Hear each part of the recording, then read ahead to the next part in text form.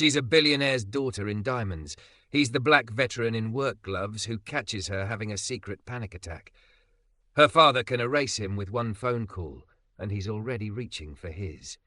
When she walks into that boardroom, will she save the man who sees through her, or the empire built on her silence? Before we dive in, make sure to hit subscribe, tap like, and share this video.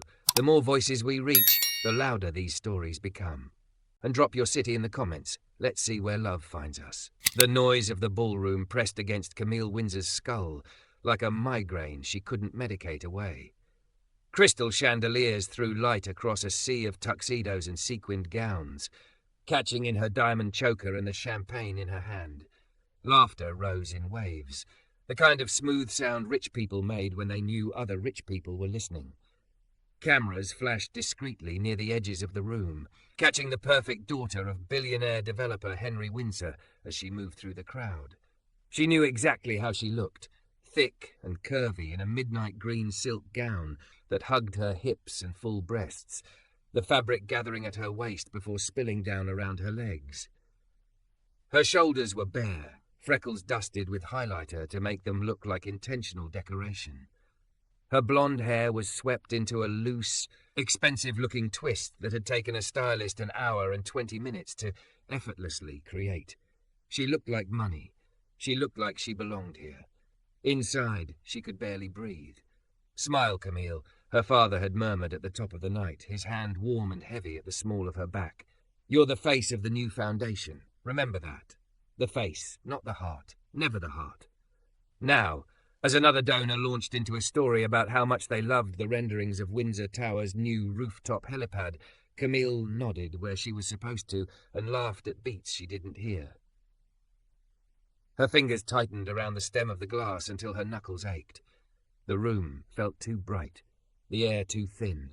The man's voice blurred into the background. Camille's chest started to buzz. First a quiet tingle, then a swarm. Her silk dress suddenly felt 2 sizes too small, the boning of the bodice pressing into her ribs like a hand. "You're fine. You're fine. Don't you dare fall apart here." "Excuse me," she cut in, her voice coming out smoother than she felt. "I promised I'd check in on the auction table." She slid away before anyone could protest, her heels whispering against the marble. She didn't go to the auction table. She went for the nearest side door, pushing it open like she'd been drowning and had just found the surface. The corridor beyond was dim, empty, except for the low hum of the hotel's hidden machinery. The door clicked shut behind her, the music on the other side becoming a muffled thump. Camille braced a hand against the cool wall. The panic climbed higher, hot and electric. Her heart wasn't beating right. It was pounding in her throat, her ears. She could feel sweat prickling under the silk, slipping down the curve of her spine. Her breath came in shallow pulls that barely felt like anything at all. Not here. Not now. Another door at the end of the corridor stood propped open with a rubber wedge. She stumbled toward it, drawn by the promise of fresh air. It led to a service exit, the metal pushbar scarred by years of use. She shoved through. The night hit her like a blessing. Cool air rushed over her flushed skin, carrying the damp city smell of exhaust and rain-washed concrete. She stepped out into the loading zone behind the hotel, where dumpsters and delivery trucks shared space with a strip of dark asphalt, slick from an earlier drizzle. Camille leaned back against the brick wall, pressing her shoulder blades into it as if she could anchor herself there. She forced herself to drag in a breath, then another, but her lungs still refused to fully open. The familiar shame licked at her ribs. "Look at you! Billionaire's daughter, foundation figurehead, can't even stand in a room without falling apart." "Hey," the voice came from the shadows near the loading dock. Deep, low, carrying a steady weight that sliced cleanly through the noise in her head. Camille's eyes snapped up. He stepped into the pool of light spilling from the opened door. Tall, broad shoulders under a plain black security jacket, dark brown skin catching a faint amber sheen from the overhead lamp. His hair was close-cropped, a few early grey strands threading along his temples. His jaw was sharp, the kind of handsome that didn't need help, no polish, no pretense. His eyes, though, were what froze her. Dark, steady, and too perceptive, like he wasn't just seeing a woman in a dress, but the fracture lines beneath her skin. "I'm fine," she said quickly, voice too high, too tight. Just needed some air. He took one more step out of the shadow. The patch on his jacket read, Briggs. Under it, in smaller letters, Private Security. He glanced once at her face, then at the way her hand was pressed to her sternum, fingers curled like she was trying to hold herself together. "I didn't ask if you were fine," he said calmly. "I said, hey." It threw her. Everyone inside always went straight for an assessment. "You okay? You look tired. You look pale. You look something." No one ever just greeted her. "Hey," she said back, because it seemed like the only possible answer. The corners of his mouth twitched like he'd just won some quiet bet with himself. He leaned one shoulder against the opposite wall, not coming closer, not crowding her, giving her space but not pretending he hadn't seen what he'd seen. "Big party in there," he nodded toward the door. "Lot of noise." Camille huffed a laugh that scraped at her throat. "You have no idea." "I got some idea," he said. "I'm the one stuck listening to the catering staff complain about the playlist." Her lips actually curved. The panic didn't vanish, but it shifted, its claws loosening just enough for her to feel the air in her lungs again. She looked at him properly now. The way his jacket sat on his frame told her he was more muscle than fabric. His stance was relaxed but alert, like he could pivot to move in an instant if he needed to. His hands were big, calloused, the kind that looked more at home on a construction site or under a truck than standing guard next to crystal and champagne. "What's your job exactly?" she asked, anything to keep from slipping back into her head. "Tonight?" He shrugged one shoulder. "Make sure nobody sneaks in who wasn't invited. Keep the drunks from wandering into the loading dock. Keep an eye on the princess when she runs for the exit." Heat flared in her cheeks. "You've been watching me?" He held her gaze, unapologetic. "You walked past me at least 4 times in the last hour. Each time you were breathing a little faster. This time you came out like the room was on fire." Camille's fingers tightened against the bodice of her dress. The honesty in his voice stung more than any polished concern could have. "I told you, I'm fine." It came out sharper than she meant. Defensive. His eyes softened, not with pity, but with something that looked uncomfortably like recognition. "I'm not your therapist," he said, "but I know what it looks like when someone's body thinks it's under attack and there's no enemy in the room." Something in his tone made her ask, before she could stop herself, "How do you know?" He hesitated for half a breath, then tapped 2 fingers lightly against his chest, just over his heart. 10 years in the army, he said. 2 tours where the air never felt safe. Took my nervous system a while to figure out it was allowed to stand down. Still forgets sometimes. His mouth quirked. "Name's Jalen, by the way." Jalen. It suited him. Solid. Grounded. He pushed off the wall just enough to open his stance, not closing the distance, just shifting, like he was offering her a better line to the exit if she needed to bolt. "You want a trick?" he asked. "For the breathing?" She hated that she needed one. Hated that anyone could see she needed one, but the buzzing under her skin had eased enough that there was room for curiosity. What kind of trick? Nothing fancy. His voice stayed low, like they were sharing a secret instead of her shame. "Just something they taught us when the walls started moving in.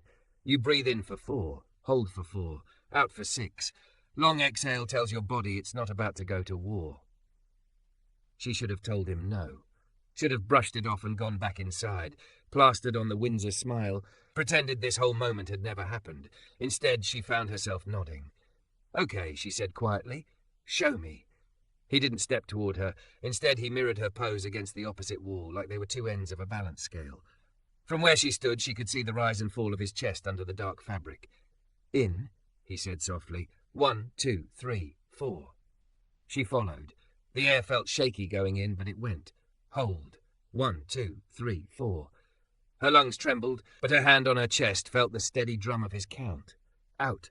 1, 2, 3, 4, 5, 6. The exhale left her in a rush, like she'd been holding something more than breath. He did it again, and again. By the 4th time, the buzzing in her veins had dropped from a scream to a murmur. The edges of the world came back into focus. "There you go," Jalen murmured. "You're back in your body now." Camille blinked, feeling the cool brick at her back, the damp air brushing over the bare skin of her shoulders, the weight of her own curves settled into the dress instead of floating loosely above it. No one inside had ever seen her like this. Raw, uncontrolled. Not a carefully lit portrait, but a woman pinned between a wall and her own fear. This man, this stranger with work-worn hands and tired eyes, had looked right through her diamonds and found the shaking. "Thank you," she said after a moment. The words felt too small for what he'd just done. He shook his head once. "Just breathing. You did the hard part." From the ballroom, a swell of applause leaked through the door as someone finished a speech. Her father would be looking for her soon. The facade was waiting, but for the first time in a long time, she didn't feel completely alone behind it. "Jalen," she said, tasting his name, "if you tell anyone you found me out here having a breakdown, I'll deny everything." He gave her a slow, knowing smile that hit her somewhere low in her chest. "Don't worry, Windsor," he said. "I've kept worse secrets for people who deserved it a lot less." The way he said it, calm, grounded, utterly unimpressed by her last name, sent a strange, sharp ache through her. Not insult, not flattery, just truth. For a heartbeat, standing in that narrow strip of asphalt between dumpsters and delivery trucks, thick curves wrapped in silk, opposite a man in a cheap black jacket, Camille had the dizzy thought this was the first real moment of the entire night. And that terrified her far more than any ballroom ever could. Camille woke to the sound of her own heartbeat, not the frantic, rabbit-fast thudding from last night, but a dull, insistent drum in her ears. Sunlight slashed through the cracks in her blackout curtains, striping the ceiling above her bed in her father's penthouse. For a moment she lay still and waited for the panic to ambush her. The way it always did after nights like that. It didn't come. Her chest was tight, yes, but not collapsing. The memory of a low voice counting in her ear rose up instead. In, 1, 2, 3, 4. Hold, 1, 2, 3, 4. Out, 1, 2, 3, 4, 5, 6. She exhaled into the quiet room, following the rhythm. The air actually moved through her. Her fingers curled into the sheets instead of into her own skin. Jalen. She hadn't meant to learn his name so thoroughly, but it echoed with every breath. After he'd grounded her outside the loading dock, she'd gone back into the ballroom, pasted on her practiced smile, and survived. Every time the walls started creeping in, she'd hear his voice in her head and drag her breath into that 4-4-6 pattern. By the time the last donor had been hugged and the final camera had flashed, she hadn't run once. Her father had called the evening a triumph. The press had called her luminous. No one had known she'd nearly shattered in the alley behind the hotel. No one except the man in the black jacket with work-rough hands and eyes that saw too much. Camille rolled onto her side and grabbed her phone from the nightstand, ignoring the avalanche of notifications from reporters and friends. Instead, she typed into the search bar, Briggs Private Security NYC. A simple website popped up. Plain font, no glossy photos. A list of services, event security, executive protection, risk assessments. At the bottom, owned and operated by Jalen Briggs, U.S. Army veteran. Her thumb hovered over the contact button, then retreated. What was she going to say? "Hi, remember the rich girl gasping against a wall? Thanks for talking me into breathing." Her phone buzzed in her hand. A calendar reminder. Foundation site visit, Windsor Community Centre, 2 p.m. Right, the new community centre her father's company had gifted to the city after months of bad press about one of his developments displacing low-income tenants. The Windsor Foundation would oversee the programmes. Camille, as its newly anointed figurehead, was expected to smile, nod, and let the cameras capture her compassion. She stared at the reminder for a long second. Then she texted her driver, "Pick me up at noon instead. No entourage. Drop me 1 block away." The Windsor Community Centre sat on a corner where the sidewalks were cracked, and the storefronts were a mix of boarded-up windows and stubbornly glowing signs. The building itself was fresh brick and glass, the only thing on the block that looked new. Her heels caught in a crack in the pavement as she walked up. She'd changed for this. Dark jeans that hugged her hips, a soft white T-shirt that clung to the curve of her breasts, and a camel coat that fell open over all of it. Her thick body felt present, not packaged. Hair pulled into a messy bun, no professional stylist in sight. Inside, the lobby smelled like paint and new flooring. Volunteers moved folding tables. Kids' voices echoed from somewhere down the hall. No cameras yet, no podium. "Sorry, we're not open to the public until..." The voice cut off. Camille turned toward it and felt her breath stutter for an entirely different reason. Jalen stood under a half-installed exit sign, a cordless drill hanging from one hand, a tool belt slung low on his hips. A plain grey T-shirt clung to his chest and shoulders, and work gloves jutted from his back pocket, smeared with paint and drywall dust. A faint smudge of white streaked across his forearm. She had seen him in a jacket and tie last night. Here, he looked like the building belonged more to him than any name etched on the donor plaque. "You," she said, before she could stop herself. He blinked once, then a slow recognition settled over his face. "Princess," he said, mouth quirking. "Didn't expect you on this side of town without a camera crew." The jab should have stung. Instead, it weirdly grounded her. "Don't call me that," she said, walking closer. "I get enough of that from my father's friends." "What should I call you then?" His gaze was steady, curious, not deferential. "Camille," she said. It felt like handing him something real. Just Camille. He rolled the word around like he was measuring its weight. "All right, then. Just Camille. You lost, or you actually meant to be here." "I'm supposed to be here for the official visit at 2, she said, "but that's usually when the press trucks roll in. I wanted to see it before it turns into a photo op." One of the volunteers hurried past with a box of textbooks, gave Camille a double take, then disappeared into a classroom. "You're early," Jalen said. "That's either brave or suspicious." "Suspicious?" She arched a brow. He gestured around with the drill. "Most rich folks only show up when there's a ribbon to cut." The words were blunt, but there was no malice in them. Just observation, lived experience. Guilt prickled under her skin. How many foundations, how many charity balls, how many projects had she smiled through without ever seeing the ground they were built on? "I wanted to see it when it's still messy," she said quietly. "Before we pretend we woke up and it looked like a magazine spread." Something softened at the edge of his mouth. "There's plenty of messy to go around," he said. "You want the $5 tour or the real one?" "Is there a difference?" "On the $5 tour, I point at things and tell you who paid for them." He set the drill on a nearby table.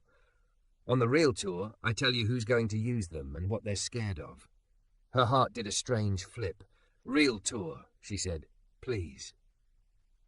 He studied her for a second, as if deciding whether she could handle the truth she'd just asked for. Then he nodded toward the hall. "Come on then, just Camille." The gym was still half assembled.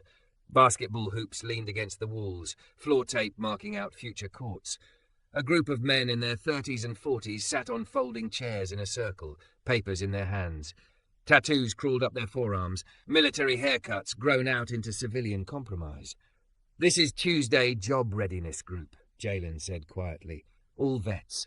Most of us found out the hard way that you can lead a squad in a firefight and still not know how to talk in a job interview." "You run this?" she asked. "Yeah." He shrugged like it was nothing. "Center hired me to coordinate veterans programs. Security gig at your gala was just a one-off for a friend of mine. Extra cash for replacing a busted boiler." So last night, the black jacket and the quiet corner had been the side hustle. These men, this half-finished circle of chairs was the center of his life. "Do they know who owns the building?" she asked, voice low. "Some do," he said. "Most don't care. They care if it's warm, if the coffee's hot, and if someone remembers their name next week." She swallowed. "That seems fair." He led her down another hallway, past a room with bright posters taped to the walls. A young woman laughed as she painted with 2 kids in oversized smocks. "After-school art and homework," Jalen said. "Your foundation pays her salary. She grew up 3 blocks from here. Thinks she's more excited about the kids' progress than the direct deposit, though." He stopped in front of a door marked Workshop. "This one's my favorite," he said, pushing it open. Inside, sawhorses and tables formed temporary workstations. Tools lined one wall. Shelves half-built waited for someone to give them purpose. A battered stereo in the corner played soft R&B under the clatter. "You build all this?" Camille asked. "Me and some of the guys," he said, "and a few of the teenagers who'd rather swing a hammer than sit in another classroom. We'll run woodworking and basic repairs classes here, teach people how to fix their own stuff instead of throwing it out." On the nearest table lay a pair of spare work gloves. He picked them up, then looked at her. "You want in?" he asked. She looked down at her hands, soft, manicured, a diamond still on one finger from last night, then back at him. "I've never done this," she admitted. "You ever held a champagne flute for 3 hours straight without dropping it?" he asked. "Yes." "Then you've got grip strength," he said. "We can work with that." The faint humour in his tone made her cheeks warm. He stepped closer, close enough that she could see the faint lines at the corners of his eyes. He held out the gloves. Her breath hitched, not in panic this time, but in nervous awareness.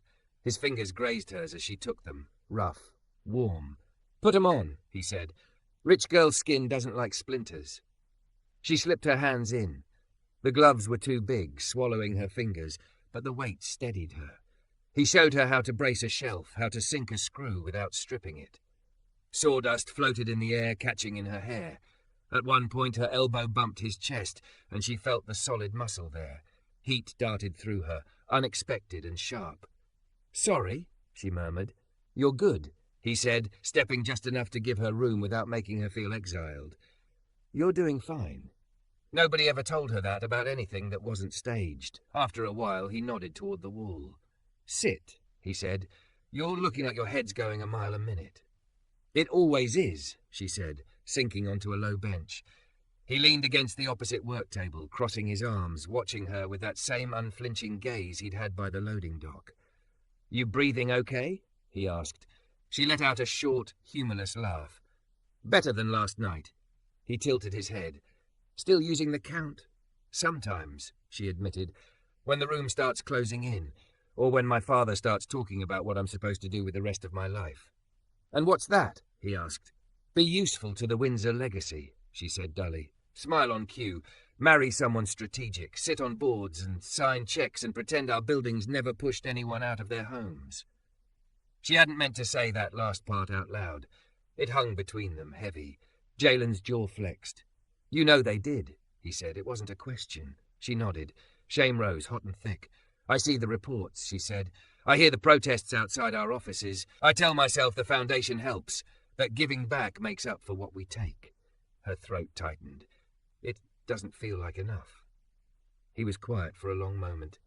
"I used to think service meant doing what I was told," he said finally. "Follow orders, protect the asset, complete the mission. Took me a while to realize sometimes the mission itself is wrong." Their eyes locked. Something raw passed between them. Two people standing on opposite sides of wealth and power, and yet both painfully aware of the harm those things could do. "Why did you help me?" she asked suddenly. "Last night, you could have just looked away." He looked at her like he was measuring how much truth she could hold. "Because I recognized the look," he said softly. "You had the same eyes I used to see in the mirror after a patrol. Body gearing up for a fight with nothing to swing at. People think panic is weakness. It's just your brain trying real hard to keep you alive." Her eyes burned. "No one's ever said it like that," she whispered. "Then I'm the first," he said. "Take it as a free consult." She laughed wetly. His mouth tilted in response. Before she could say anything else, a burst of bright sound cut through the room. The sharp echo of high heels on the hallway floor, the higher pitch of professional laughter. A familiar baritone rose above it. Her father. Camille stiffened. Jalen's eyes flicked toward the door, then back to her. Her gloves were still on, sawdust dusting her jeans, a streak of white paint curving across her hip where she'd brushed against a shelf. She looked nothing like the photo-ready daughter Henry Windsor expected to present to the world. The door swung open. A small entourage spilled in. Foundation staff, a photographer, someone from PR. Her father stepped into the workshop like he owned not just the building, but the air in it. Immaculate suit, Windsor blue tie, smile calibrated for cameras even when none were pointed at him yet. "Camille," he said, surprise flaring in his eyes for half a second before he smoothed it away. "I didn't realize you'd arrived." His gaze flicked over her, messy hair, dusty clothes, gloves on her hands. Then slid to Jalen, leaning against the table, sweat darkening his t-shirt, work gloves still jutting from his back pocket. The warmth in the room dropped 10 degrees. "What exactly are you doing back here?" Henry asked, voice light but edged. Camille opened her mouth, but Jalen straightened before she could answer. "She's helping," he said. "We've got shelves to finish before the kids' books arrive."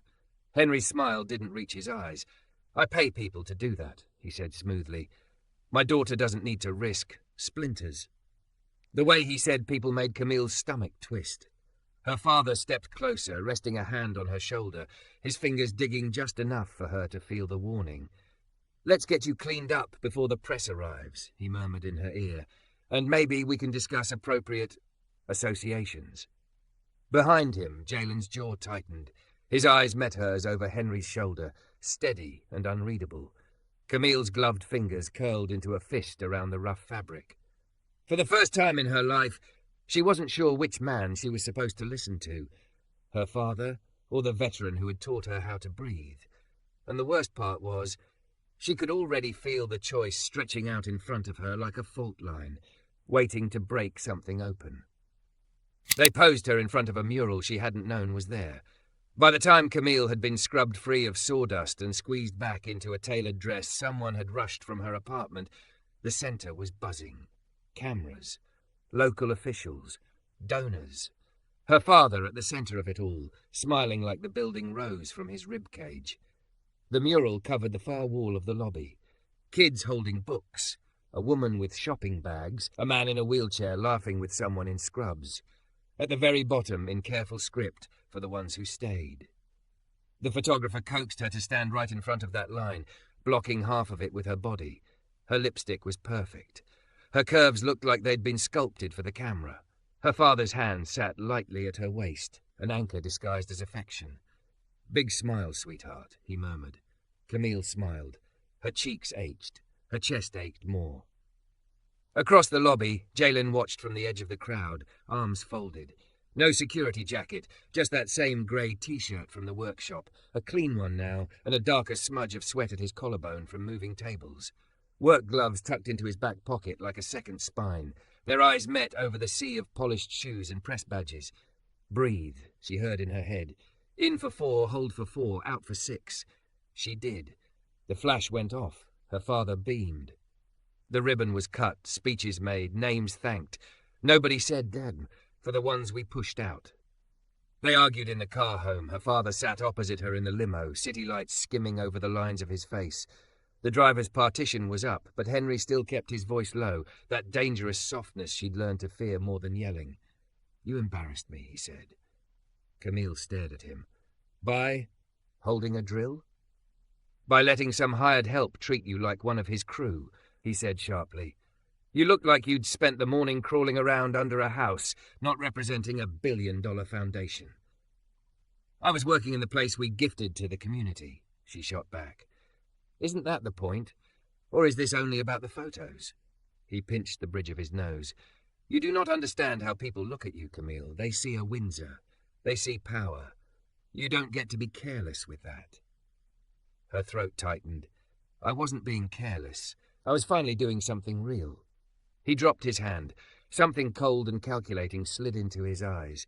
And this, Jalen, he said, the veteran, whatever's going on there stops now. Her pulse kicked. Nothing's going on. Good, Henry said. Keep it that way. Men like him.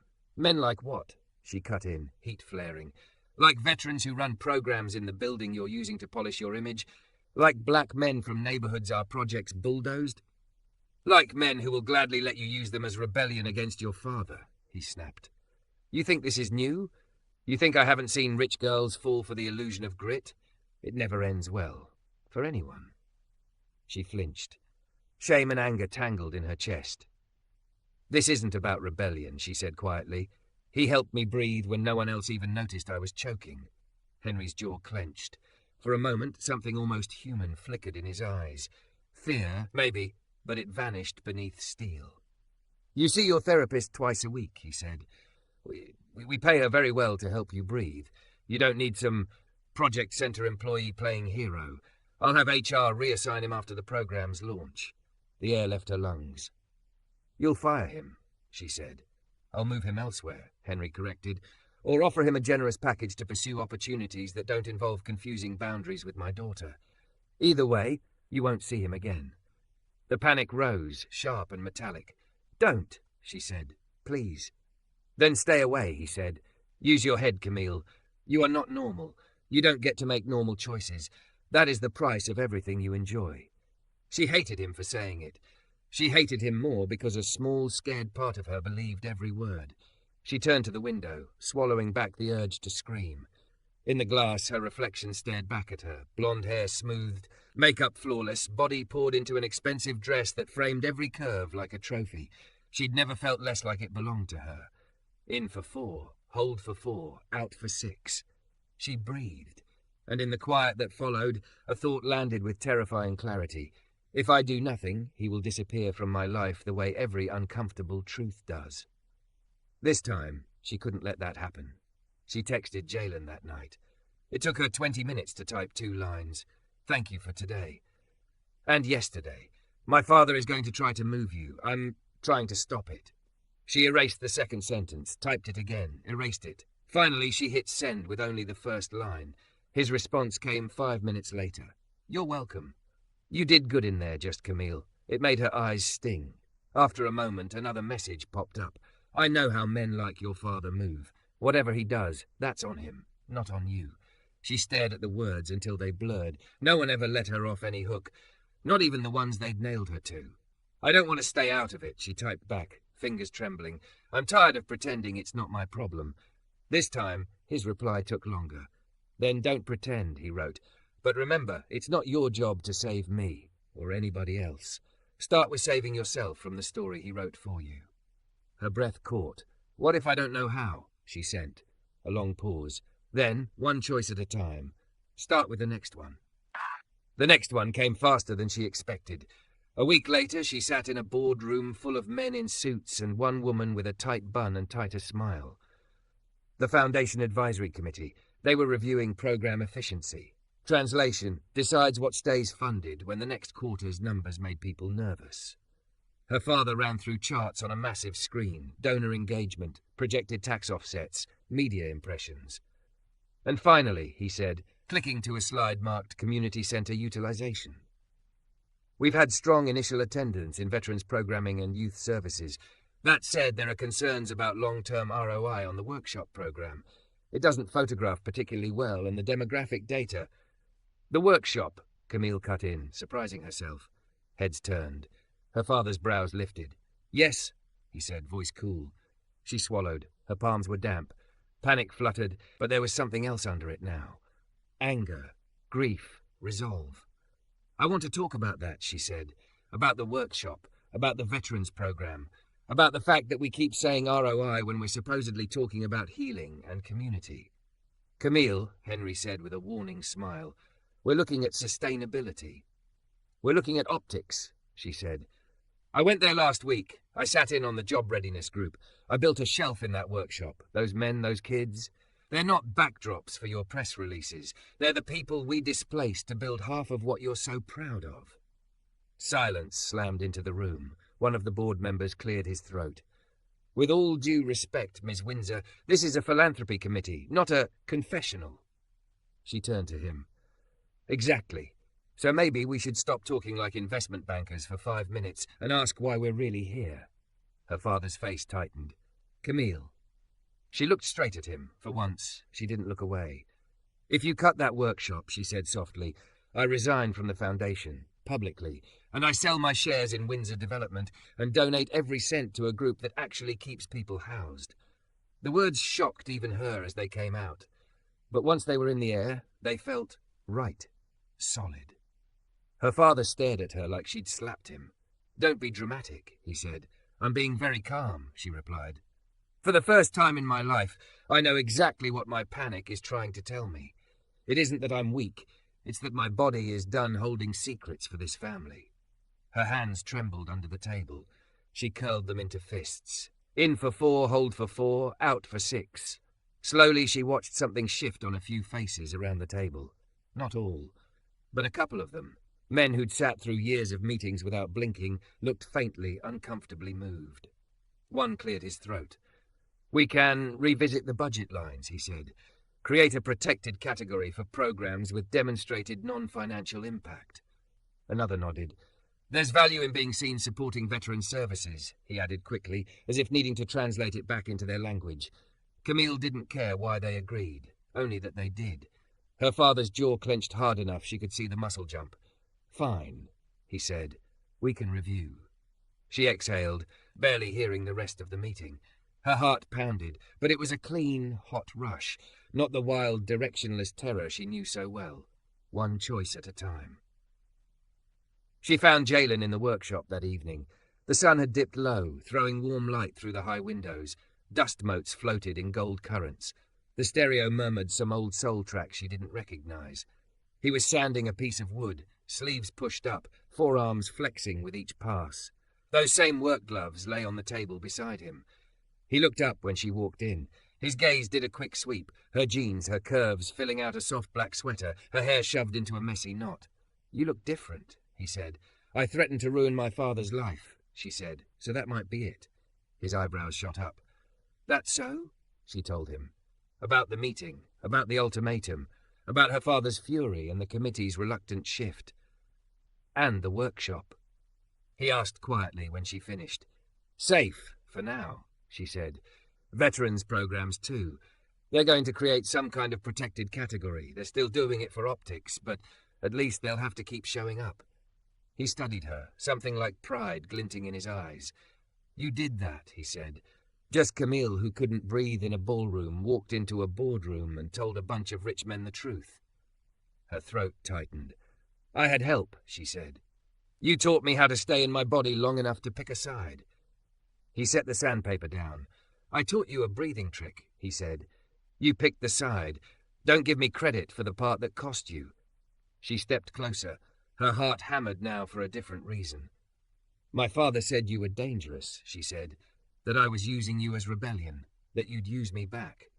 Jalen sighed, looking away for a moment. "He's not wrong to worry," he said. "Not about me hurting you, but about the power imbalance. You're a billionaire's daughter. I run classes in a building your name's on. People will say things. They always do." "I know," she said. "I've had people pick husbands for me based on stock portfolios since I was 16. She took another step, close enough now to see the faint scar near his hairline, the way his lashes curled at the edges. "I don't want a symbol," she said, "or a rebellion. I want the way I feel when you look at me like I'm not made of glass. When you hand me work gloves instead of putting me on a pedestal I can't breathe on." He swallowed. "Camille?" "If this is too messy for you," she said, voice shaking, "say so. I'll still fund the programs. I'll still fight for this place. But I need you to know that my feelings for you are not some charity project. I don't want to fix you. I want to stand next to you on purpose." Silence stretched. He looked at her for a long, searching moment. That steady gaze that had stripped her down in the alley behind the hotel and in this half-built room. Finally he stepped closer. Slowly, like he was crossing a minefield he knew too well. He lifted a hand, hovering it beside her cheek without touching. "Hover," he murmured. "Ask. Place. Steady. Let go. That's what they taught us with patients overseas, with civilians. You don't put hands on someone without letting them choose." Her breath shivered. "Are you asking?" she whispered. He nodded once. "Yeah, I'm asking. Can I touch you, just Camille? No hero complex. No princess fantasy. Just a tired man who likes the way you show up even when you're scared." She leaned into his hand before the last word finished. His palm cupped her cheek, rough and warm and grounding. The breath left her chest in a soft, broken sound. In for 4, hold for 4, out for 6. He was closer now, his chest almost brushing the swell of her breasts, her curves pressed against the solid line of him. The workshop and the whole city fell away until there was only the heat between them and the smell of sawdust and soap on his skin. "Last chance to run," he said softly. "I won't chase you. I've done enough chasing in my life." She shook her head, tears shining. "I'm tired of running from the only places I can actually breathe." She slid her arms around his neck, feeling the strength there, the scarred muscle, the quiet restraint. His hands settled at her waist, fingers spanning her curves like they'd been waiting for this exact job. For a moment they just stood there, foreheads touching, breathing the same air, in sync. In for 4, hold for 4, out for 6. Then he kissed her. It wasn't a fairy tale crash of fireworks. It was something better, slow, sure, careful and hungry all at once. A claiming that asked as much as it gave. Her body melted into his, thick and soft against hard and steady, and for the first time she didn't feel too much of anything. She felt exactly enough. When they finally broke apart, her heart was pounding, but there was no panic in it, just possibility. "So," she whispered, breathless, "what now?" He rested his forehead against hers, smiling faintly. "Now," he said, "we keep showing up. You in your boardrooms, me in my workshops. We let people talk. We let them be wrong. And when your chest forgets it's safe, I'll be here to remind it." "You're not scared?" she asked. "Hell yeah, I'm scared," he said, laugh low and rough. "You're trouble, and your father's going to hate my guts." She laughed too, the sound wet and bright. "But I've been shot at," he added. "I've watched entire streets fall apart and get put back together. I can handle one billionaire with a god complex." She smiled, wide and unguarded, feeling the truth of it settle in her bones. She was still a billionaire's daughter. He was still a black veteran with work-worn hands. The world would not magically soften around them. But in that workshop, under fading light and floating dust, their eyes met and agreed on something her father's money had never bought her. No more pretending. No more walls. Just two people choosing, one breath at a time, to stay.